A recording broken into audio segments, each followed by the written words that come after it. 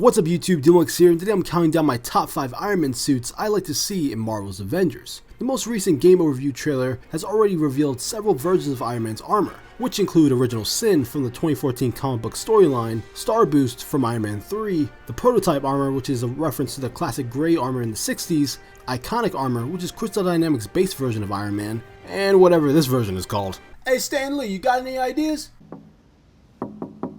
Are you Tony Stank? Yeah, that'll work. Ever since the official reveal of Marvel's Avengers at E3, it's been known that there will be a ton of customizable options for the playable Marvel heroes, providing players with gear/outfits that reference 80 years of Marvel's history, along with original designs to equip as well. Also, like the previous top 5 video I made for Captain America, I will only be addressing Iron Man suits from the comics, not the MCU movies. So, with that being said, let's get on with the countdown.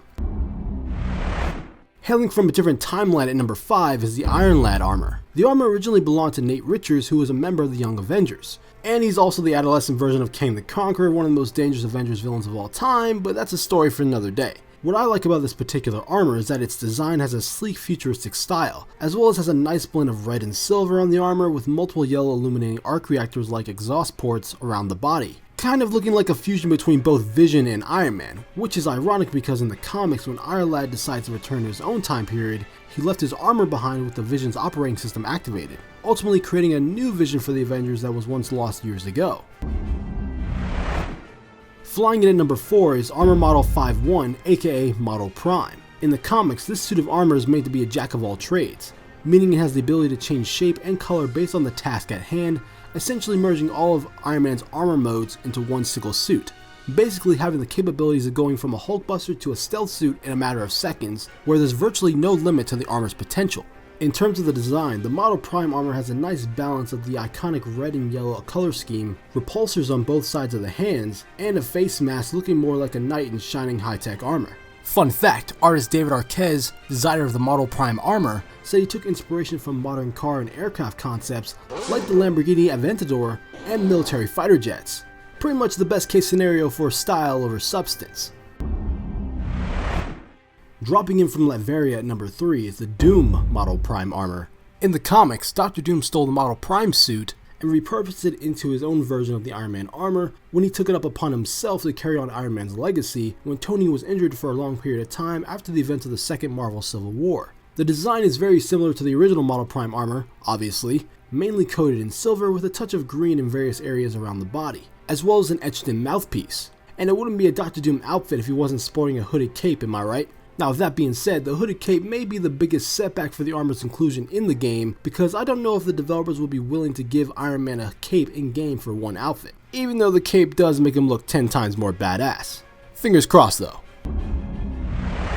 Prowling in at number 2 is the emergence response armor from the VR game Avengers Damage Control. Now I know I said I was only picking suits from the comics, but this is an exception to the rule.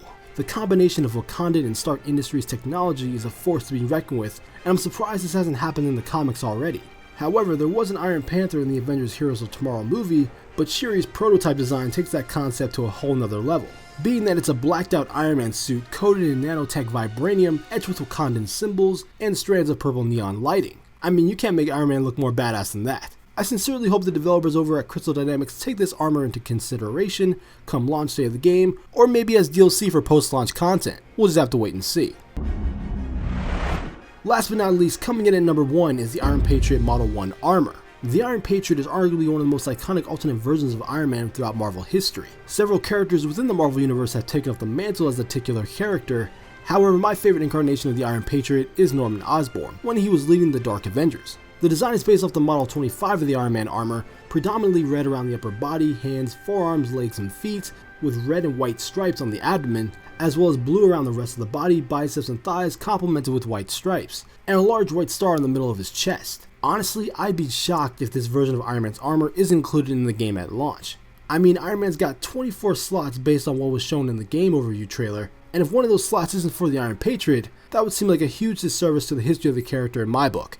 So just in the comments down below, what versions of the Iron Man armor would you like to see be implemented into Marvel's Avengers? If you guys enjoyed this video, make sure to hit the like button, it really helps me out, and subscribe for more content from me on Marvel's Avengers and other games in general. I'm DMLX, I'll see you in the future.